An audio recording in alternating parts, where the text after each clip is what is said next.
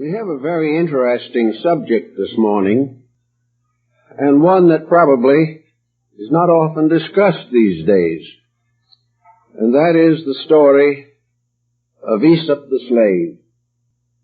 Very little is known about him historically. A few references in Herodotus. For the most part, he is an apocryphal figure. He's a mysterious, uncertain, dimly perceived personality who probably lived about 550 BC. The meager descriptions that we have tell us that he was a slave, that he was deformed, he was a hunchback, and he was born dumb without the power of speech. But through the intercession of a goddess, probably Athena, his speech was given to him, and he went about telling fables, telling short, moralistic stories, pointing out the integrities and lack of integrities of his contemporaries. Because of his unusual wittiness and brilliance, he was freed by his master, but because of the sharp bobs in his stories and the rather sadistic attitude he took towards the dominant policies of his time, he was finally framed on a charge of robbery and executed. This is all that we actually know about him. Now the fable, as it stands by itself, apart from him, is usually a very short story with a very definite moral purpose. Fables are of many kinds. They are symbols, they are emblems, they are various devices of words to reveal unusual or significant meanings. From the collections of ancient fables that we have, it would appear that they taught essentially the same moral and ethical principles that we hold today. In other words, the ancient fable is a definite link in the descent of the integrities which we cherish now. But the fables point out that 2,500 years ago, they had the same integrities and also abused them. The same corruptions must have been present because the fables point these things out. And they are of a kind and nature that helps us perhaps to understand the great span of human effort for the last 3,000 years. The origin of these fables is uncertain. A few probably can be attributed directly to Aesop, who gained a reputation for them. But the collections that have since been formed under his name did not all originate with him. There probably are not more than 50 of the fables that can definitely be traced to Aesop. Of the rest, more than 500 belong to various collections and classifications, interpretations and interpolations that assembled themselves later. One of the most interesting aspects of the fable is to try to find out in what part of the world it began. About the same time that Aesop was telling his stories and pointing out his little moral lessons to the Grecians, Gautama Buddha was using precisely the same methodology in his so-called Jataka tales. These Jatakas are really stories, presumably, of the previous incarnations of Buddha. And they go all the way back to his embodiment in various animal forms and the experiences that happened to him in these forms. There are the same moralisms, the same basic statements of integrities, and they were compiled at approximately the same time. We have not much understanding of contact between Asia and the Greek states at the time of Buddha. We know that the travelers from eastern countries, merchants particularly, did carry various goods along the caravan routes, and were finally able to dispense with these goods at Ephesus, Antioch, and Alexandria. Therefore, there is no doubt that a certain amount of literature, a certain amount of legend and story followed the caravan routes and became accessible to the European and Near Eastern people. In any event, the two patterns are almost identical, and some of the actual fables are on exactly the same themes. So that somewhere in the past, there was a contact between the East and West on the level of moral stories. Now, the fable is a very brief story, nearly always, seldom exceeding 100 or 200 words, sometimes not more than 50 words. But it tells a happening. It sets up a story of some kind. Now, the problem of the fables of Aesop have been somewhat complicated by the fact that most of his fables involve animals. The various fables that we have from him, and many others, including the recension of his fables by Fontaine later, these all humanize the intellects of other creatures that are not human. They make these creatures think as we do. They place them in situations that are uniquely human, and they bestow upon the animal the same essential integrities and vitalities that we associate with human beings. This has in turn led to considerable expansion of language and to the development of many ideas and concepts that have come down to us in nursery rhymes and Mother Goose stories, such as, for instance, the dog in the manger, and others of a similar nature. These fables began to appear in print almost immediately after the discovery of printing in Europe in 1450. And from that time on to the present day, every change, every development, every curiosity of printing can be traced directly from editions of Aesop's fables. All the famous printers made copies or published issues of these fables.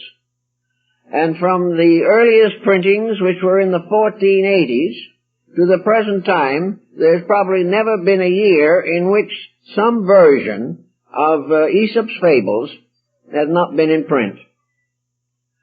We wonder sometimes why these have had such a tremendous tenacity. We wonder why great artists like Dürer and Gustave Doré illustrated the fables. We also know that many of the early woodcut artists did beautiful descriptive pictures of these legends and fables.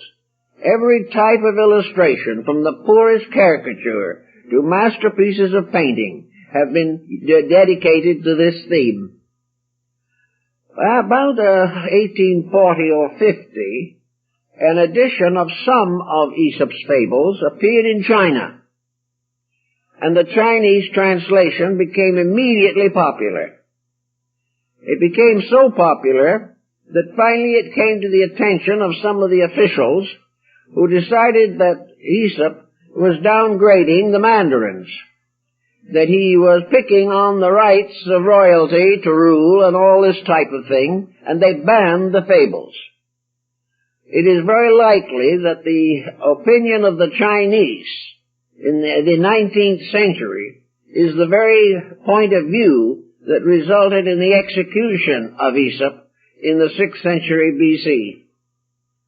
So we have all kinds of associations involving these peculiar fables and legends.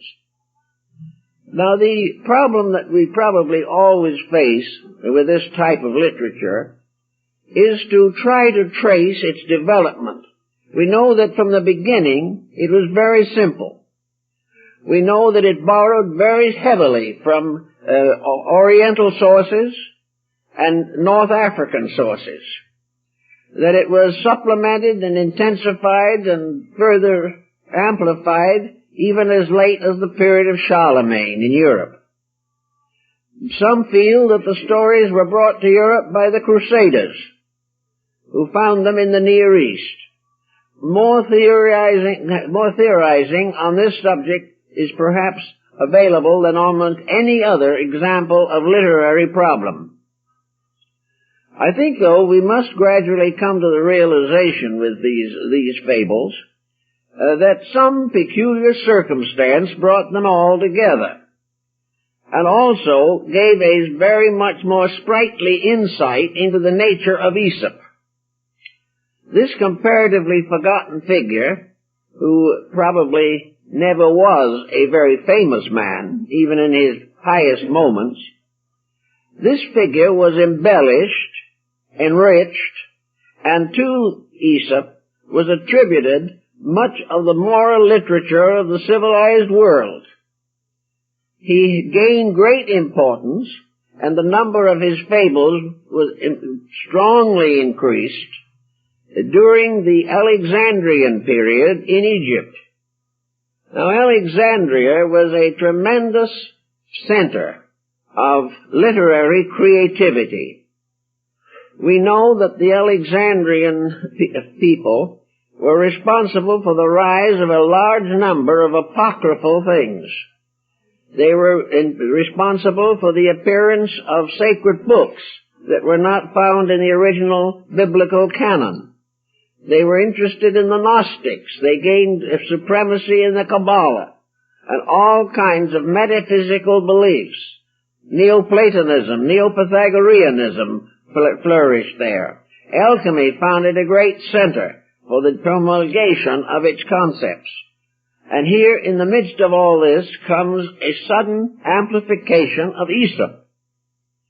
It would seem probable that actually the Aesop's fable structure that we know now, not the separate fables, but the assembly of them and the increase of their number, both of these were due to the Alexandrian factor. A whole group of scholars in Alexandria about the time of the Emperor Augustus were hard at work backdating more recent writings. These scholars would take something that was developed in Alexandria and attribute it to someone who had been dead for 500 years. This seemingly not only increased the merit of the production in the public mind, but lifted from the contemporary authors the responsibility. In other words, if you could say that you were only reprinting something that had been written much earlier, there was less likelihood of you being accused of treason or something of that nature. So that the Alexandrian nexus was certainly important in the development of Aesop. And the morality of the Aesop fables show definitely the influence of the Gnostics, the Neoplatonists, early Christian mysticism, and the early Jewish philosophies. It's a very unusual situation, one that practically demands some type of investigation, or at least a realization that you're dealing with a traditional classical composition. Another possibility involving the Alexandrian situation is, as we know, the Alexandrian libraries were destroyed. They were accidentally burned by Caesar and were intentionally destroyed finally by the caliphs of Baghdad.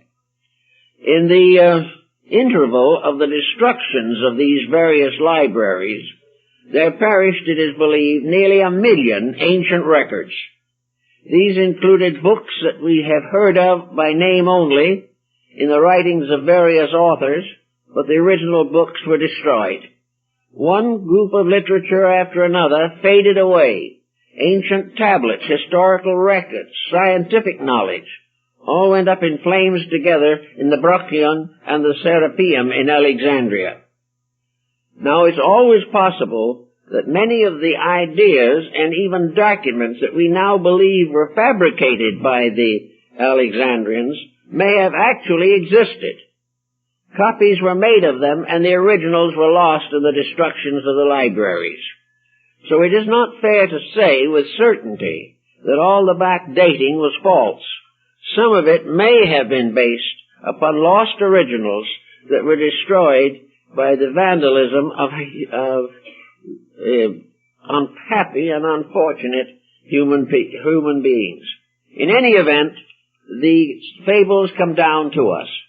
Now let us consider the fables themselves a little bit in the same spirit that we might consider the fables of the various Arabic poets or East Indian philosophers, or even taken as fragments out of the sacred writings of the East or of Persia or the ancient Babylonian Talmud.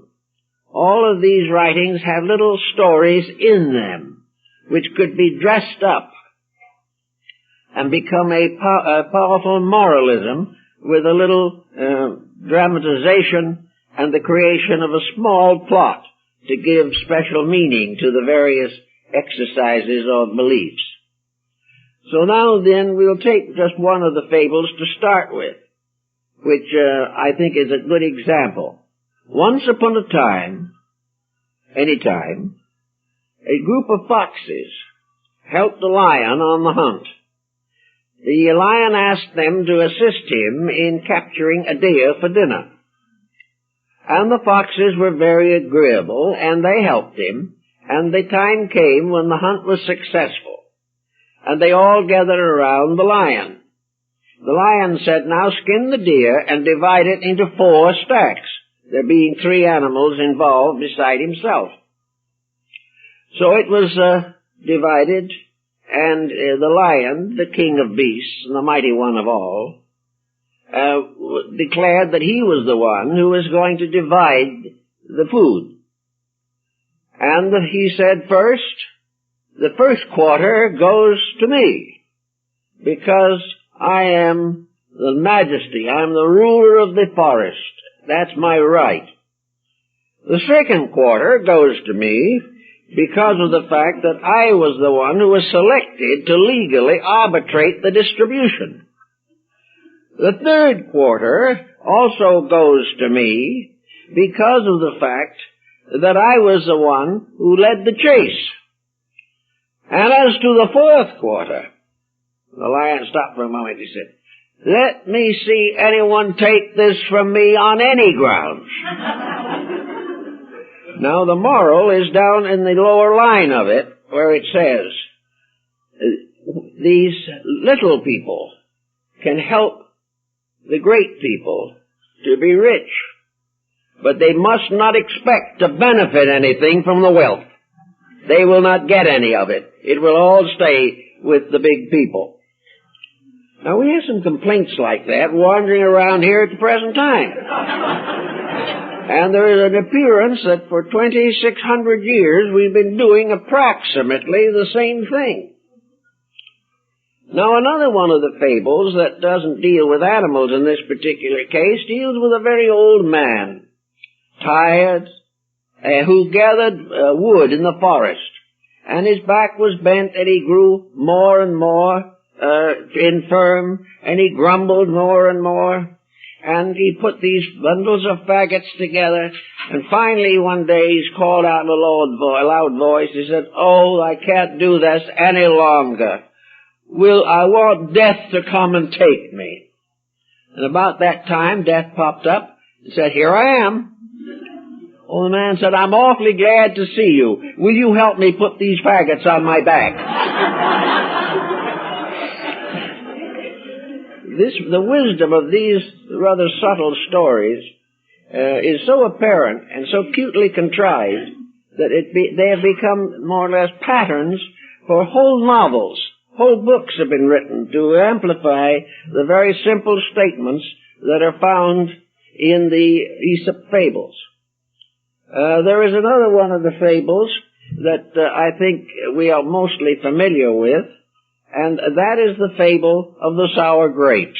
Everyone, I think, knows that story, of how the fox tried to get the grapes off of the lattice work that was protecting the vines. And he jumped, and he cried, and he crawled, and he did everything to try to reach the grapes, but he couldn't reach them. So finally he turned away and said, well, they were probably sour anyway. From which we have a statement we commonly use, sour grapes. One after another, these stories seem to fit into our needs. There's another one that has a little political implication that is rather cute, and that is the one about the frogs. A whole group of frogs were in a pond, and they were living very happily and pleasantly together, but they seemed to feel the need of some kind of leadership. They wanted something to look up to.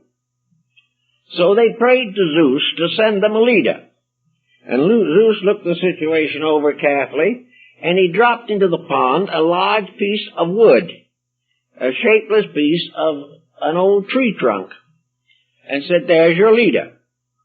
Well, when he dropped this wood in the pond, the frogs were so frightened by the noise and the disturbance in the water that they did not even dare go near the log for a long time.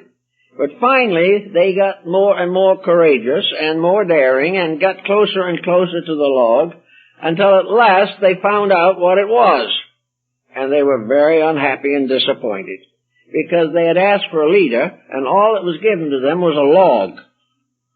So they asked Zeus a second time to send them a leader, and he sent them a heron, a bird with very long legs and a long beak, who was particularly fond of frogs. And as a result of this, in a very short time, the heron was eating the frogs. And the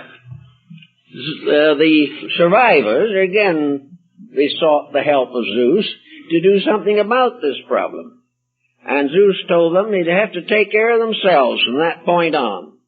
When they had no strong leader, they were happy. When they got a strong leader, he exploited them. And Zeus told the frogs very simply that any time you have a strong leader, you are apt to have someone that will eat up the frogs. In other words, the stronger the leader, the more likely he is to prove to be a dictator or something of that kind and destroy the very people that he is supposed to lead. And the obvious moral of this and other ones of Aesop's fables is that it is better to have a respect for a comparatively unknown leadership or something that is just there than it is to get a nice, strong leader who in turn will use the people for his own advantage. So there must have been some place back in Greece or in India or somewhere where this particular circumstance inspired a fable. And these fables are always inspired by some circumstance that occurred. Then, of course, there is the fable of the boy that cried wolf. This is one of the most basic of the old fables. There was a young shepherd, and he had to take his flock out into the meadows, and he was lonesome, and he wanted some company, and he didn't know what to do. So he finally hit upon the idea of crying wolf, and going into town and asking the townspeople to come out and help him protect his flocks. And the townspeople, kindly enough and willingly enough, did it. And he had a wonderful time. He enjoyed himself so much that a few days later he cried wolf again. And they all came out and helped him the second time. And he thought he really had found a solution to being lonesome. In the meantime, a number of actual wolves got around the flock and began to look as though they intended to take away some of the sheep. So the young boy this time, in all seriousness, yelled, wolf! But no one came. And the result was that the animals devoured a large part of his flock. So he wanted to know why they hadn't come this time. And the townspeople, represented by an elder of the group, said, "If you lie often enough, you will not be believed when you tell the truth." And this, the cry of wolf, has simply come down to us as a symbol of this kind of deceit. Another interesting fable is that of the dog and the bone, which Aesop is believed to be one of his original fables. In this case, a dog walking across a little bridge with a bone in his mouth happens to look down into the water and sees a reflection. And the reflection looks like another dog with a bone in its mouth, and he immediately decides that he wants the second bone also, in addition to his own. In order to get the second bone, he opens his mouth and snaps at it, and the real bone in his own mouth falls into the water and is lost forever. So that the moral of it is, when you're not satisfied with what you have, you'll probably lose what you already have trying to get something you do not have. This, again, could be considered more or less contemporary as far as our problems are concerned. In the course of time, we also find that a varied group of legends have been involved into the fable structure, such as many of the fairy tales and such stories as Cinderella and various folk legends of European peoples. They have gradually been built into moral stories. And one point that is quite obvious is that nearly all your fairy tales have happy endings. In other words, in the end, virtue has to triumph. And it is this triumph of virtue that really becomes one of the main points in the Aesop collection of fables. It must be that the integrities and values of life are preserved regardless of the vicissitudes of living. Another interesting fable tells of the story of a dispute in heaven. In this particular dispute, it is assumed by one party that all living things will be the same, regardless of what kind of bodies they're in. And the other point of view was that if you change the body, you will probably change the personality and the appetites and the conditions. So as to prove this, the gods took a cat, and they transformed it into a beautiful maiden, and arranged this maiden to be married to a human being. And the marriage was a great success, and there was no vestige of the cat in the maiden at all. It looked as though they'd won completely, and could collect the wager. But the goddess Venus said, "Wait just a moment." So, she created a little mouse and put it in the room. And instantly, the beautiful maiden pounced on the mouse. And Venus said, "See, never changes. Opportunities change, but the old ways still linger." And Aesop uses this fable to explain a great many problems of human life. That no matter what condition we find ourselves in, the essential traits of our characters remain much the same. And the fact that we are rich or poor, handsome or homely, makes very little difference. We will be what we are. And under pressure of circumstances, we will go back to the basic circumstances of our own temperaments and dispositions. And so it goes through a whole group of these very interesting and wonderful stories. There's a story relating to industry that is quite cute. There was a fox who was very thirsty and found a jug of water. But the neck of the jug was small, and he couldn't get his snout into the jug far enough to get the water. And he was really dying of thirst, so it was a very serious emergency. So he pondered and he thought and he wondered, and finally he had an idea. He took little pebbles and one by one dropped them into the urn, until the pebbles raised the water level, then he could reach it. Then he had the water that he needed and was very happy there afterward. And the moral of this is that when you are in emergency, there is nearly always a solution if you think it through. Every mystery, every problem can be solved. The only problem is whether you have the ingenuity to solve it. Another one of Aesop's fables, which probably began in Alexandria, is the story of the old man who left nothing to his son but a wooden idol. And this wooden idol was very, very little compensation to the young man. But the father told him, he said, this idol can be of great service to you. Therefore, never neglect it. Always respect it and continue to keep it in your family. So the young man did as he was told, but he was poor. He prayed to the idol, but nothing happened. And finally he said, the idol is phony. It doesn't do anything for me. And he took an axe and he struck the idol with the axe. The wooden image broke and was filled with cold coins inside.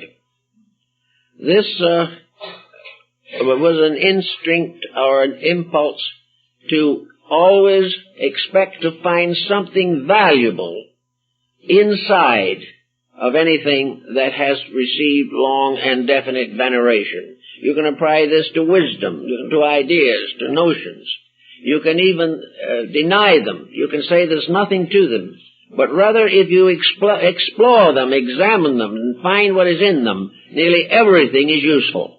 Nearly everything has a constructive meaning if you wish to search for the solution to the mystery.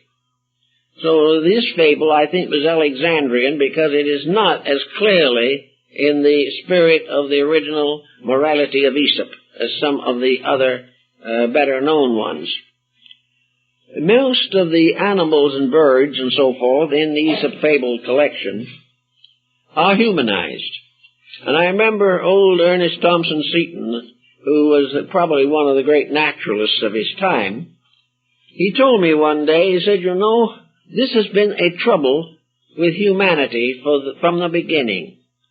We have always assumed that other creatures are like ourselves, but unable to express what they are like. In other words, we take a lion or a bear or a horse, and we give it a human mind instinctively, even when we work with it. In the family, if we have a cat, we talk to it, just as though it could understand what we say. If we have a horse, we pat it, and we assume that it loves us or cares for us or is interested in us. And we take all kinds of animals and we humanize them in our own approach, giving them our own peculiar abilities and using them as symbols of our own attitudes. Diogenes, a famous 15th and early 16th century physiognomist, used animal faces to indicate human temperaments. He's declared that all human beings, to some degree, are reminiscent in appearance to some non-human creature. The old senator, who was called Eaglebeak, because he had a very prominent nose and a bald head, was assumed to have the same general temperament as the eagle. And in many cases, the physiognomist, even as recently as Lavater, who was probably the greatest of them all, was able to prove that there is a certain reminiscence of appearance to various other creatures to be found in most human compositions. Astrologers say that this is due to the fact that people born under the different signs of the zodiac take on something of the appearance of the sign creature under which they are born. Therefore, the Leo person has a sort of leonine look, and the Virgo person is extremely human and almost completely normal in appearance, one of the few signs in which there is practically no vestige of animal prominence due to the fact that the sign is completely human. Then there are people who are heavy-set, like the Piscean fish, or there are those who have the goat look of the Capricornian, and the Taurians sometimes have the heavy neck of the bull and protruding eyes. These were, according to the ancients, indications that the animal propensities were to be found in human beings, and that in those where these propensities occur, the temperaments or traits of character would also carry over. As a result of that, it was useful in cartooning and caricaturing to represent human beings by various animals, insects, and birds. It seemed to be something that we instinctively do. And in the same way, we bestow upon these creatures our own attitudes and assume that they think as we do, and that they believe as we believe, and that they have peculiar emotional and psychic reactions to us. Now, your American Indians and most primitive people have a certain close psychological sympathy with animals. The American Indians, for instance, the Plains Indians particularly, had to hunt to survive. They had not developed any agrarian propensities. They had no way of providing food except by following the herd of buffalo and things of that nature. But the Indian never killed for sport. He never destroyed any life for fun or merely to demonstrate skill. He had no problem of thinning out of herds because this situation didn't exist. But the Indian also always regarded the animal as, in a strange way, human. He would talk to the animal. He would try to explain why it was necessary for him to kill in order to feed his family and to take care of the responsibilities of his tribal life. But the Indian had an interesting little addenda that he put on nearly all of his hunting activities. He believed that someday human beings would be animals, and animals would be human. And he also therefore said, when he asked the animal not to hold it against him that he had to kill him for food, he said, if later I am an animal and you are human, and you have need of food, I will give my body to you. It was a peculiar attitude, but it was one that represented a very great sincerity of motive. The Indian never believed in destruction. The Indian also, of his own nature, bestowed upon animals certain psychic propensities. He also regarded them as the symbols of his clans and tribes, a heraldry of totemism, in which each animal had its clan among humans. And you see this development in the historical tribal records found in the totem poles of the Northwest. All of these animal totems were beings. They were gods, or nature spirits, guardian principles. And these animals and humans had a fraternity, a kinship, a common community of life and interest. And these animals, according to the legends, talked with human beings in dreams and visions. And there was very little division between the animal kingdom and the human. Now we know today that there is some form of communication between other creatures and man that we do not fully understand. I think I have told you before that Seton told me on one occasion that it seemed to him that to the animals, human beings were gods. That in some mysterious way, the animal worshipped man without knowing what he was, much as we worship deities without knowing what they are. As an example of that, he said that one day when he was out in the plains, a hunter was chasing a deer. And this hunter had his gun, and he was trying to get the deer into position to shoot it. The deer represented the fear of the animal life of man, was terrified and somehow seemed to know that its life was in danger, even though the hunter had not fired his shot. The deer, to escape the hunter, rushed to Seton and stood alongside of him, even though Seton also carried a gun. The animal seemed to know that this man would not hurt him. And animals have on a number of occasions taken refuge with human beings to escape other human beings. Such habits or attitudes are very difficult for us to understand, but Burbank had the same idea with plants, and there is a whole fableism of plants if you want to study it. According to Burbank, the plant does not have the human sensory perceptions. It does not have 5 senses as man has. But he said in his researches he had discovered that in its own world and in its own life and in its own way, plants had more sensory perceptions than human beings. They are different, but they are there. And he estimated that plants, a fairly developed plant, probably had in the neighborhood of 20 sensory perceptions. These perceptions were useful only within its own world, within its own kind. We know, for example, the experiments made with labyrinths and plants. A labyrinth created, very complicated one, with many false turns and so on, and completely covered. And a vine was placed at the beginning of this labyrinth. And there was no way for it to grow back. The labyrinth was closed behind it. The only way it could reach the light that it needed to survive was to make at least a dozen or 15 turns in strange, blind-ended passageways, of which only one led to the light.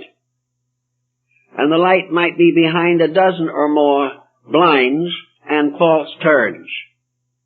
And the experiments show that the plant, in every case, without hesitation or without doubt, developed directly through the correct passageways and straight to the light. This indicates something.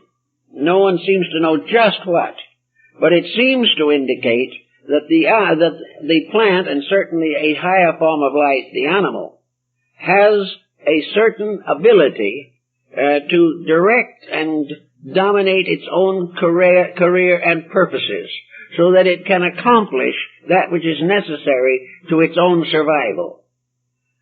We find this all through the plant kingdom. We know the palm tree in the desert will drop a taproot 60 feet down through the sand to reach water. All of these things indicate some form of wise and protective government. Now, Gautama Buddha and many of the Orientalists who were much given to the use of fables regarded them more or less as indications of latent potentials within the human being. The human being has powers and faculties which we do not use and mostly do not understand. In Buddhism and Hinduism both, it is assumed that every power of every creature inferior to man exists also within man. That the human being has within himself every potency of knowledge, every skill, every ability, every vital resource that can be represented by any animal, plant, or even the fission of minerals. The human being, therefore, is a tremendously complicated creature. It has all the kingdoms, the mineral, the vegetable, the animal, and its own within its structure. And in the process of the prenatal epoch, the embryo passes through all of these stages. As a result of that, the Oriental pays great attention to the subtle indications of powers and propensities that are overlooked. The Oriental, Buddhism and Hinduism both, assume that man in his development, in his human development, has emphasized those faculties and powers which were most convenient to his purposes. He was in a material environment. Therefore, he developed all types of external functions. He became able to build houses and to do all kinds of labors, to perfect arts and sciences, but always because of the pressure of environment. It was the outside that was molding him. It was the outside that was transforming him. And it was to fulfill the outside that he dedicated all of his internal resources. Those resources which did not immediately profit him economically, or did not lead immediately to a security for his physical existence, were simply ignored.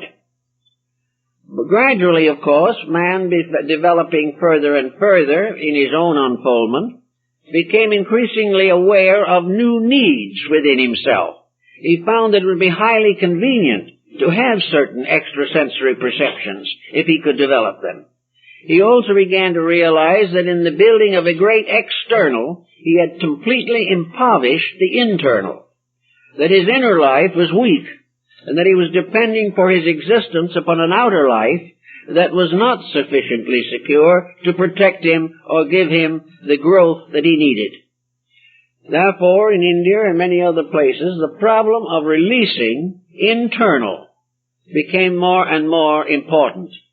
And in the releasing of internal, it seemed to be that these internal pressures and processes could be symbolized in various ways. In Indian mythology, we have an elaborate symbolism of deities that are really only aspects of human consciousness. We had among the Greeks the same thing. They were fully aware that the legends and myths and stories of their Olympian gods were actually derived from pressures within themselves, that these deities were symbols of powers within man. In the museum in Baroda in India, I saw a magnificent example of religious ingenuity. A descent of a family, several generations of a family, worked upon a tremendous pattern, a cosmic kind of pattern of the universe and the human body. It was painted on fabric. If I remember, the painting was about 2 feet wide and 10 or 12 feet long. On this, every aspect of life was represented by appropriate deities. Every nerve end had a godling on it. Every muscle was part of a structure of a being in itself. And in this system, it was assumed that the cells, the various structures of the body, constituted a complete world of inhabited beings. That in this body of man, every type of creature known to our environment also existed symbolically and microscopically. That every cell had an integrity as much and as real as anything the composite being could produce. So if this were true, it then became obvious to the ancients that all these parts of the individual had their own laws, that they had certain rights and privileges, that there isn't a drop of blood in man that doesn't have rights, that hasn't responsibilities and opportunities. And the government of the composite human being has to be a righteous government to protect the rights and privileges and inalienable opportunities of these minute creatures. So to cover the body with all kinds of symbolic beings simply represented the efforts of the ancient to find out the dispositions and temperaments of the microorganisms that constitute together the human function. These were some of the animals. These are the sacred animals of antiquity. And each one of these is subject to abuses, subject to misdirections and misuse, subject to neglect. And all of this body, with all its minute parts, is under the dangerous government of self-centered, avaricious, ambitious human beings who are perfectly willing to sacrifice the lives within their bodies in order to advance their personal ambitions. so that body is actually under the rule of a ruthless dictatorship, like the heron who ate the frogs. The human body is made up of functions that have their own rights, just as levels of society, as nations, as races, as cultures, have their own prerogatives, their own inalienable privileges. Man, ignoring all of the rights of the inside of his own body, of the creatures that inhabit him and make his life possible, then falls into the most dangerous of all delusions and ends in sickness. The neglected parts rise in rebellion, and we have revolution and anarchy. Or these neglected parts simply die, setting up a decomposition that ultimately destroys the whole fabric. No one can break the rules, and the rules of life are almost all of them set forth in legends, myths, fables, and various symbolical representations. It was assumed that in this way the individual could achieve the understanding of them and could recognize their meaning, their true meaning. Now, in the Egyptian mysteries and in some of the other legend countries also, such as Tibet, Bhutan, and Nepal, the religious rites of the countries include masks. And these masks are mostly animal masks.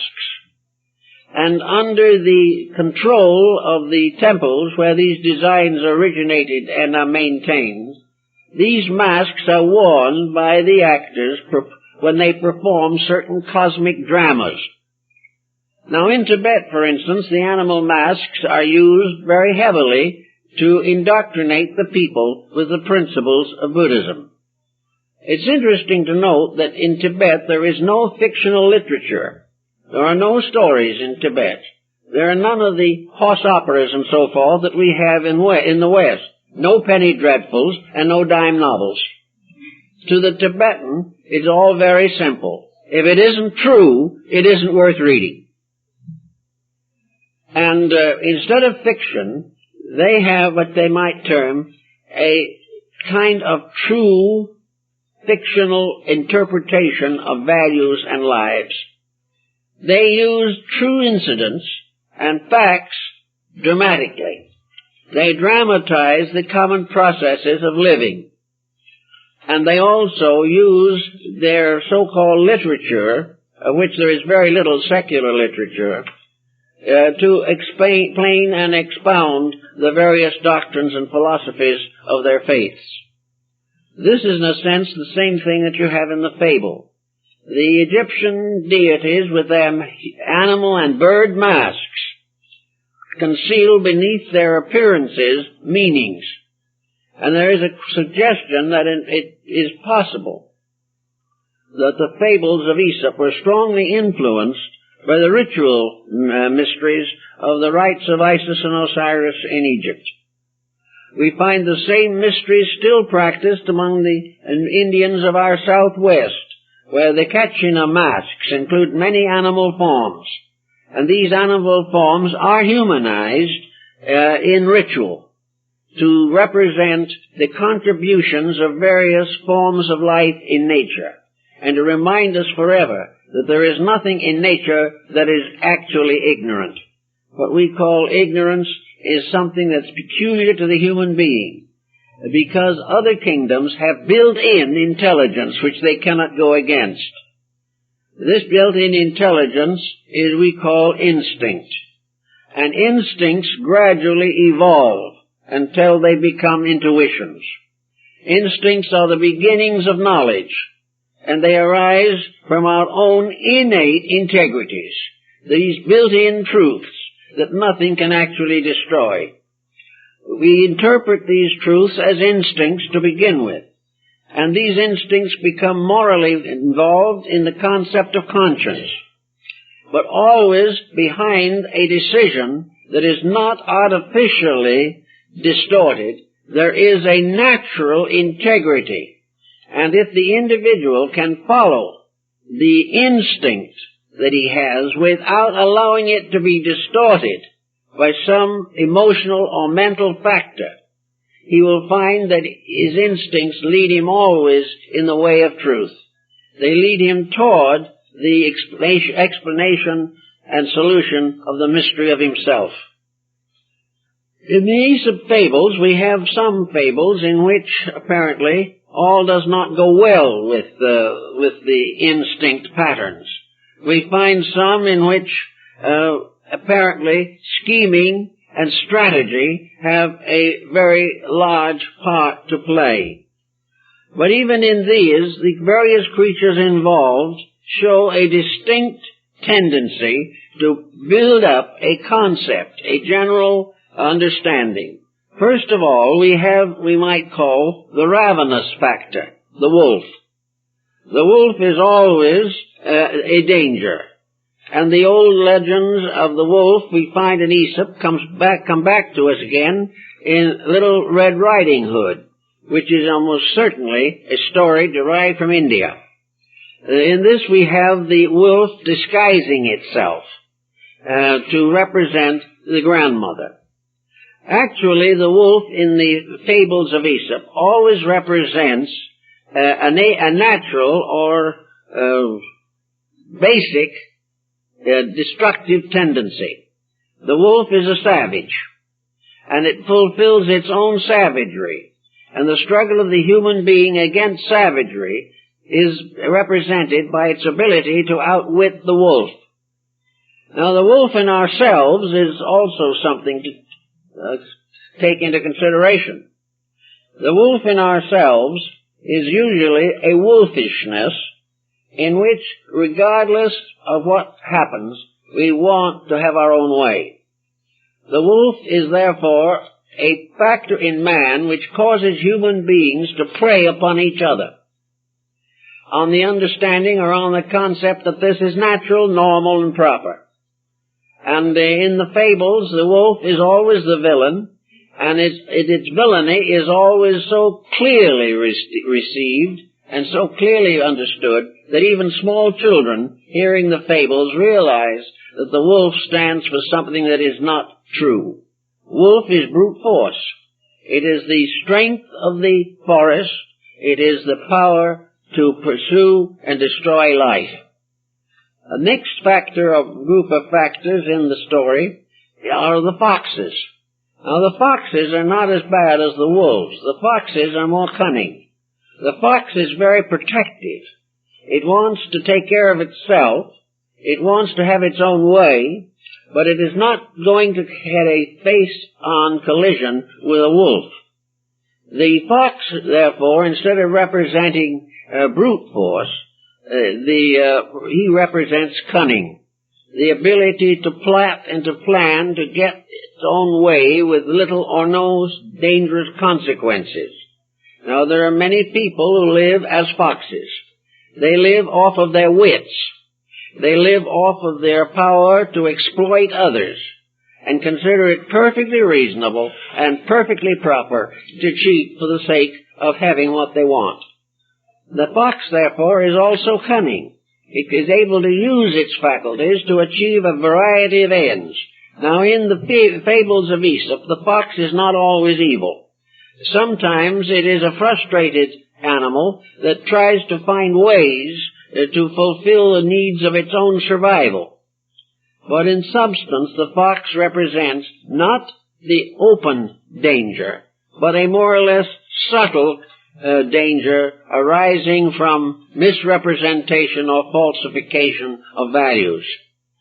In the same situation, we have the frogs.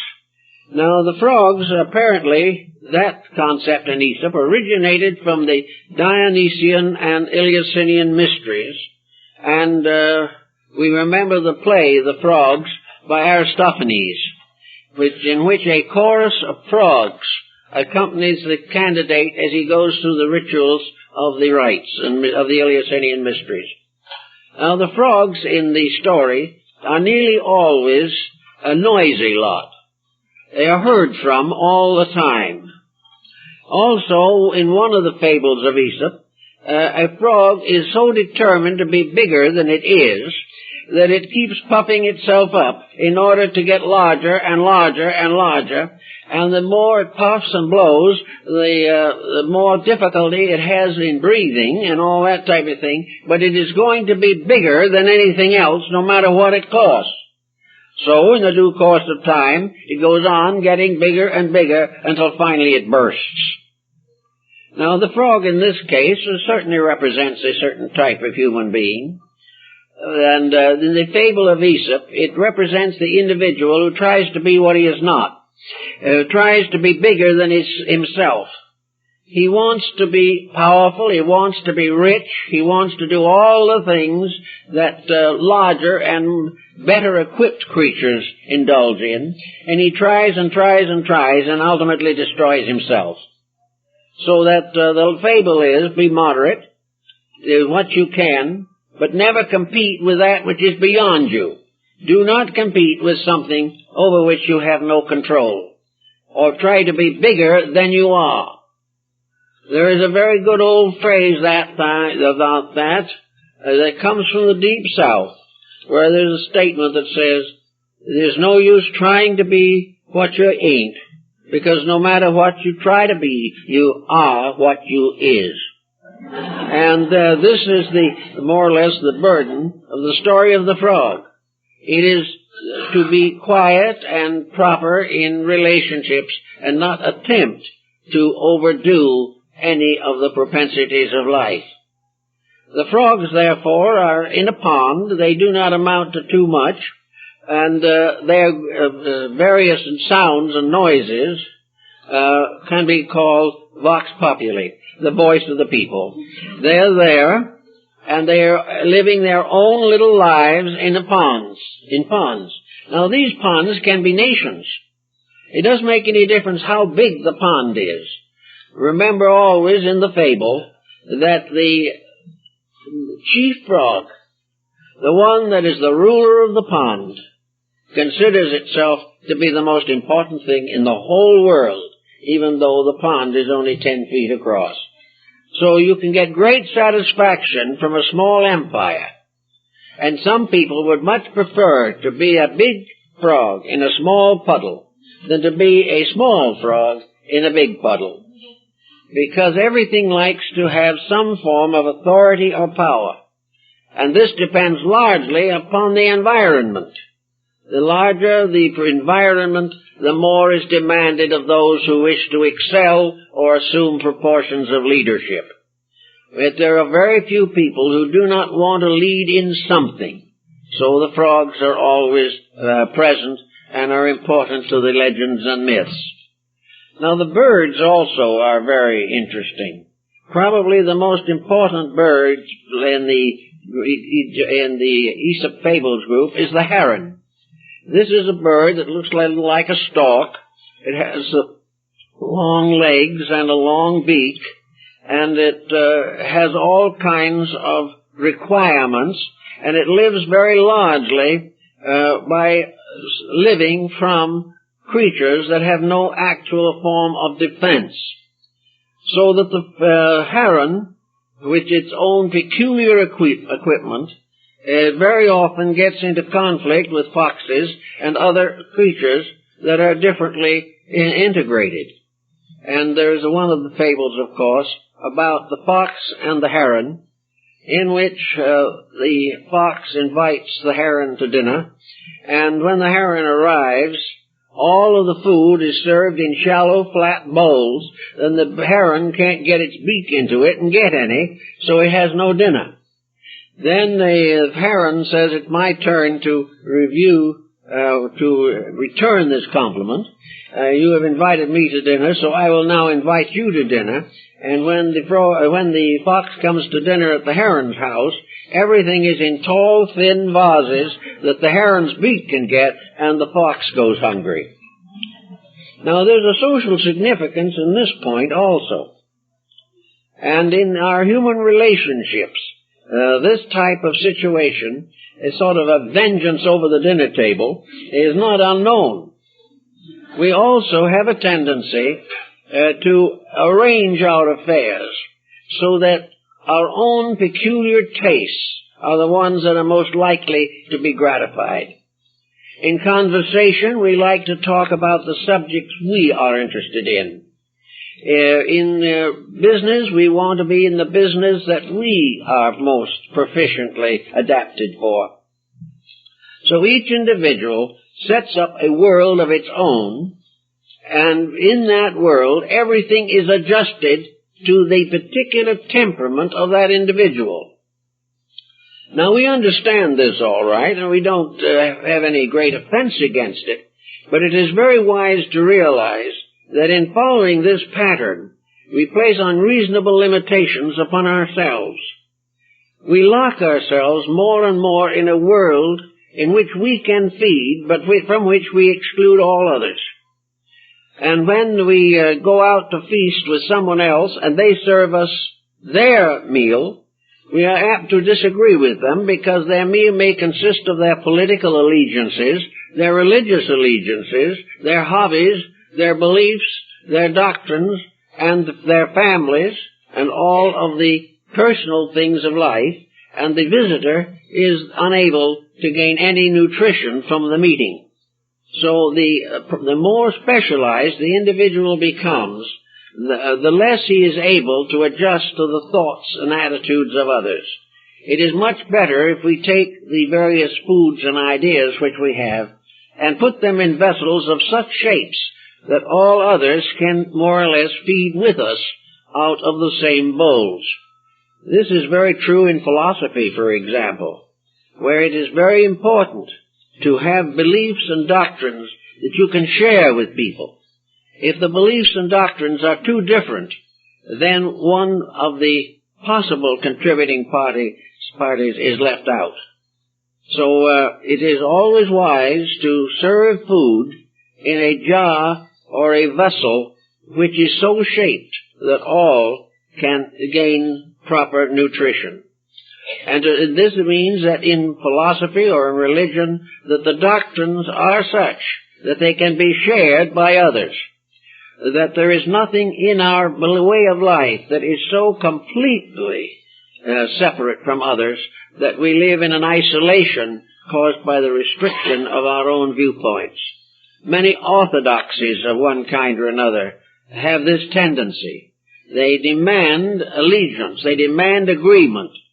They demand that you eat the same food and that you take it from the vessel that fits them the best, rather than the vessel which may be useful to you. This type of thinking was well known to the Greeks and to most ancient peoples. Now we also have a legend or a fable about fish. Once upon a time there was a fisherman who was also a musician, and he loved to play the bagpipe.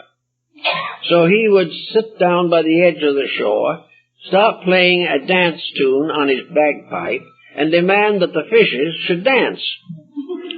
They beautifully and completely ignored him, paying absolutely no attention and minding their own business as all well-behaved fish ought to do. Finally, exasperated with this situation, he put aside his musical instrument, got a net, and caught a lot of fish. And as soon as he used the net, they were caught. And while they were in the net along the edge of the shore, he started to play his music again, and now all the fishes danced. And the moral of the story was very simple. When you're in a predicament, such as the fish were in after they were caught, you do what you're told. You agree with your adversary quickly. So the fish danced when they had to, but they had no heart for it, actually. Now we do this with people. We have various rules and so forth which people obey, but they have no real heart for them. We have to capture them first, hold them down, and force our will upon them. And there is nothing that human beings like to do better than to capture each other. They like to gain a control so that they can force other people to do what they're told to do. This is very largely true in governments, and very fantastically true in families, where some member of a family wants to play the music and all the others must dance. And the only way to get them to dance, perhaps, is to include them in your will. And after you've left them a large sum of money, it is a moral responsibility to dance for you. And in that way, they capture you and gain a control over your life, which is not fair, but very common. Also, they have a very good story in the Aesop's Fables about the dog that insisted on sleeping in the ox's manger. The ox had a nice stall and a box with his food in it. And this dog sat on the food and just barked. It didn't want the food, couldn't eat it, didn't want it, had no interest in it. But it just wanted to stay there because the ox wanted the food. It was a case of taking a certain joy in preventing somebody else from enjoying themselves, and also to make life difficult and obnoxious by bad disposition. So the fable very definitely points out that there are certain persons with temperaments that have no interest in certain things, but they are determined that others shall not have them or enjoy them. So they remain as dogs in the manger. They do not want it themselves, but they are determined that no one else will have it. This situation has led to a well-known adage, of course, that we all refer to quite frequently when we meet with difficult or objectionable people. Now, dogs also have a part to play in the fable world. Because from very early times, dogs have been very close to human beings and have served them in many capacities, many of the fables, involving dogs, are quite humanized and quite adorable and pleasant in many, many cases. We find also that the horse and the jackass play important parts in fables because they are domesticated animals with which we have contact. Also the farmyard has its legends and its fables. Once upon a time there was a rooster, and it was a very handsome and very regal rooster that really ruled its roost without any doubt. And it was pecking away and cutting and scratching in the barnyard when it came upon a pearl. And the rooster looked at the pearl for a moment. Didn't mean very much to the rooster. So he looked at it, turned away, kept on scratching until he found some grain, and that grain made him very happy, but the pearl did nothing for him. And the moral of the very brief little statement is that you don't enjoy anything that you don't understand. Everything that is meaningless to you maybe has great meaning to someone else, but that only is worthwhile which you understand and for which you have immediate use. And if you are, for example, like the rooster in the barnyard, if you have a great deal of interest in your family, your home, your business, and you're going along day by day, fulfilling these normal responsibilities, you are not interested in abstract culture. You can live your whole life without ever studying art or music or anything of that kind because it isn't part of your world. So the rooster and the pearl tells us that what isn't part of your world is of no interest to you. And yet sometimes the things that are of no interest are the most valuable of all. But they are only valuable to those who understand them and want them or need them. So in the story of the rooster and the pearl, you have the story of human appreciation. Why it is that some people can have the great aesthetic delight over some beautiful object which is meaningless to someone else, and also perhaps has something to do with our modern trends today, in which in art particularly, and in music, and in all these things, we have extreme mediocrity. Why? Because there is little basic interest in beauty. If beauty was valued, the rooster would have picked up the pearl. If beauty was valuable to us, we would not permit deformity to be recognized and glorified. But because we're not much interested, we leave it to as it is and go pecking for some food or seeds that we do understand. But the motto, of course, of the basic thought underlying it all is that what we do not appreciate is worthless. And each individual has to judge his appreciation for himself. He cannot derive it from other people. And so as we go through these different fables and legends, we find a great deal of very homely wisdom. We found a great many thoughts that we can interpret in terms of the present day.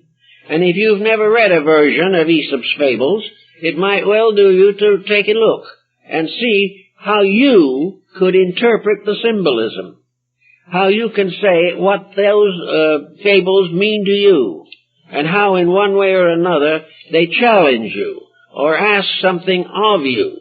They want you to do something a little differently, maybe a little better.